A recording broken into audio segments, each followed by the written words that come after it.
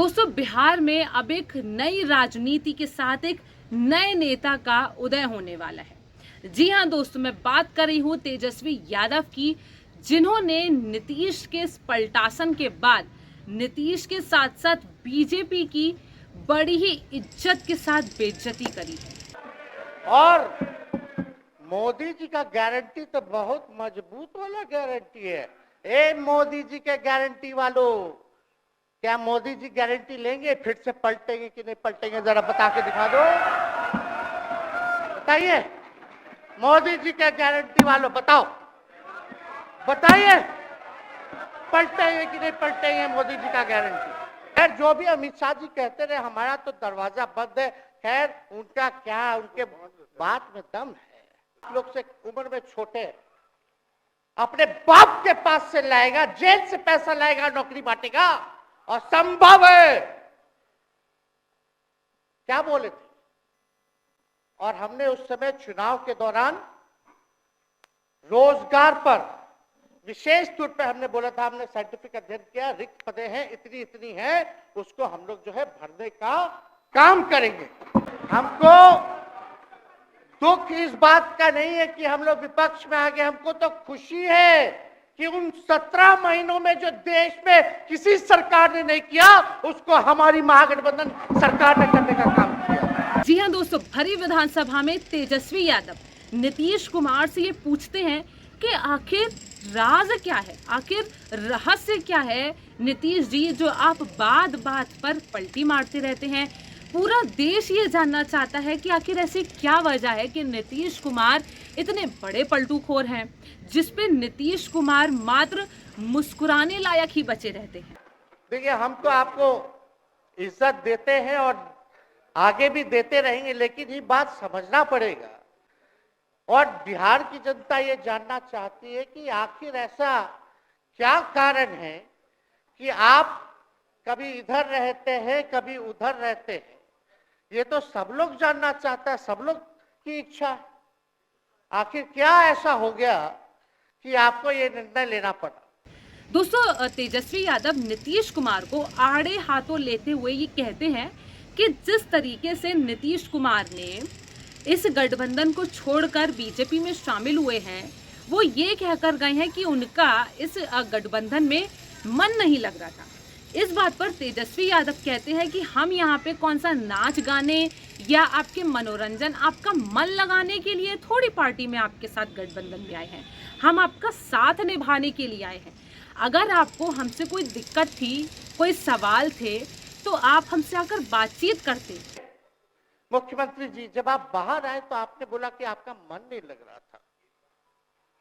आपने ये बोला कि मन नहीं लग रहा था।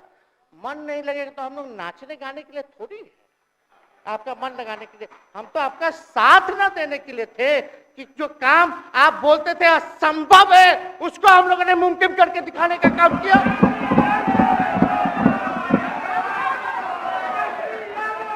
एक बात समझ लीजिए कि नीतीश कुमार जी आदरणीय हैं, कम से कम एक बार बता तो देते कि हम नहीं रहना चाहते यार। इस बार तो आपने कुछ कहा भी नहीं। अरे भाई, हम मुख्यमंत्री, उप मुख्यमंत्री, आप मुख्यमंत्री हैं, सबसे बड़ा दल हमारा है। कम से कम एक बार बुला के बोल देना चाहिए। कोनो आपको हम कुछ कहते हैं? आप बताइए, हम आपको कुछ कहे हैं? लेकिन आज हम इतना तो आपसे कह सकते हैं ना, इतना बात तो कह सकते थे कि आप बुला लेते, हम लोग बात कर लेते। नहीं है, ठीक है, तो उसका भी व्यवस्था कर देते। अगर हमारे सरकार से, हमारे मंत्रियों से दिक्कत है तो फिर से बाहर से समर्थन दे देते। दोस्तों, वहीं तेजस्वी यादव ने बड़ी खूबी से बिना किसी का अपमान करते हुए नीतीश कुमार को अपने पिता समान बताया, बिल्कुल उस तरीके से कि जैसे दशरथ भी श्री राम को वनवास जाने से रोक नहीं पाए, लेकिन इस वनवास को वो कहते हैं कि ये अब वनवास नहीं होगा, ये एक नए तेजस्वी यादव का उदय होगा, एक नए नेता का उदय होगा, जो जनता के लिए बोलेगा, जो जनता की आवाज उठाएगा। और इसी के लिए वो नीतीश कुमार का शुक्रिया अदा भी करते हैं। सुनिए एक बार मजबूरियां रही होंगी इनकी, जैसे दशरथ की मजबूरी थी, राजा दशरथ की, कि राम को जो है वनवास जो है भेज दिया गया। लेकिन उस बात को हम मानते हैं कि हम वनवास नहीं आए हैं, बल्कि हमको इन्होंने भेजा है जनता के बीच उनके सुख और दुख के भागीदार बनने के लिए। वहीं दोस्तों नीतीश कुमार अपनी ही नजरों में तब गिर जाते हैं जब तेजस्वी यादव उन्हें अपने वो शब्द याद दिलवाते हैं कि नीतीश कुमार कहा करते थे कि जब हमारी सरकार बन जाएगी तब हम सारे पत्रकारों को मुक्त कर देंगे। जो कब्जा आज बीजेपी ने पत्रकारों पर कर रखा है, ना पत्रकार अपने मन से कुछ लिख सकते हैं, ना बोल सकते हैं, उन तमाम पत्रकार हमारी सरकार में स्वतंत्र होकर बोलेंगे, खुलकर बोलेंगे। लेकिन अब ये नीतीश कुमार उन पत्रकारों को क्या कब्जा मुक्त करेंगे जो खुद आज बीजेपी के कब्जे में आ गए हैं। आप मुख्यमंत्री जी, एक और पूरी बिहार की जनता मीडिया के साथ ही है। अरे कब्जा छुड़वाने चले थे, अब तो खुद ही कब्जा इन पे हो गया। अब देख लीजिए। लेकिन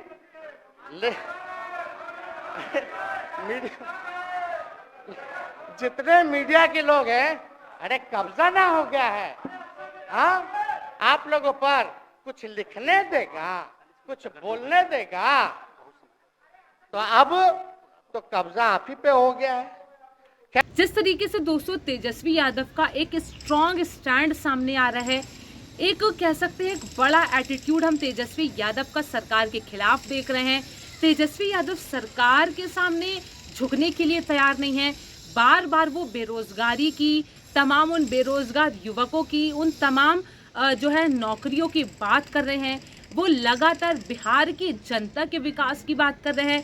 क्या लगता है दोस्तों, आगामी लोकसभा चुनावों में और बिहार के विधानसभा चुनावों में तेजस्वी यादव को क्या एक बड़ा जन समर्थन मिलेगा? क्या बिहार की जनता अब तख्ता पलट करेगी? इन तमाम बातों को लेकर आप क्या सोचते हैं, कमेंट सेक्शन में हमें ज़रूर बताएं। तब तक के लिए मुझे दीजिए इजाज़त। नमस्कार। का खून मेरे अंदर, हम लालू जी का बेटा है। इन सब चीजों से घबराते और डरते नहीं हैं, संघर्ष करते हैं और लड़ते हैं।